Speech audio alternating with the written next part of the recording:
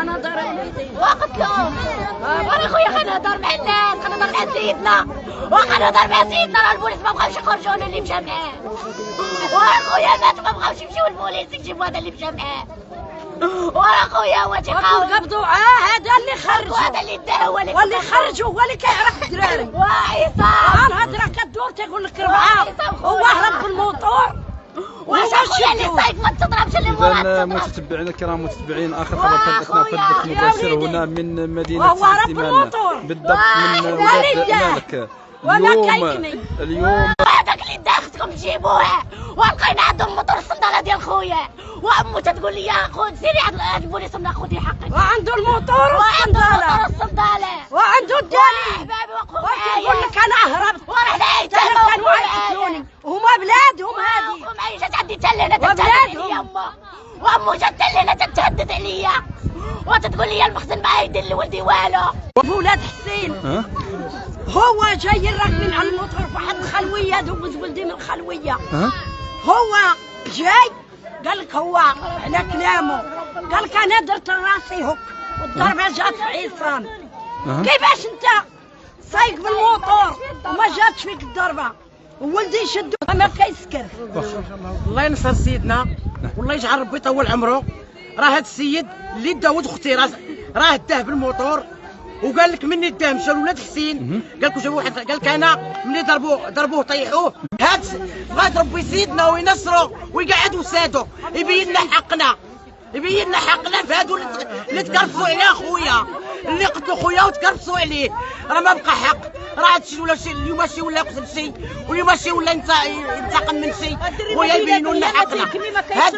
بعد ما حتى حنا كنا واقفين معكم في السبيطار باش جابوه، واليوم العائله ديالو ها هو السيد توفى اليوم بالمدينه قنيطره. اليوم 9 ايام، اليوم تقريبا 9 ايام باش كتبنا 9 ايام باش توفى. نقلكم الخبر من امام المستشفى الاقليمي بمدينه سيدي سليمان. اليوم العائله ديالو تستنكر كتقول لك فيه ضربه، فيه شي 6 ضربات ولا 7 مضروب الكتف ديالو، الراس شي 3 ضربات ولا 4 مضروب الضلعه منفسه. تكرفسوا عليه وعرفوا كيتكرفسوا عليه.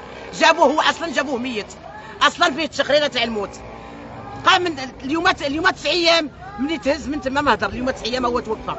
هذا السيد اللي داه هو يقول الواقع، اللي داه هو اللي يقول الواقع، اللي صايقو هو اللي يقول الواقع. حنا كنعيطوا به وبسيدنا والله ينصروا ولا يطول عمره. كنطالبوا من السيد اللي داه يديو، حقنا يبان في هذا كنطالبوا من السيد اللي داود اختي يديو. إذا مشاهدينا الكرام عينت هذا الولد ماشي ولدي خلاطو زاد، عينت هذا الولد اللي دا خوالو تم قال له رحنا عندي خوالي عندنا شي فرح عندي انا وياك اخويا تم.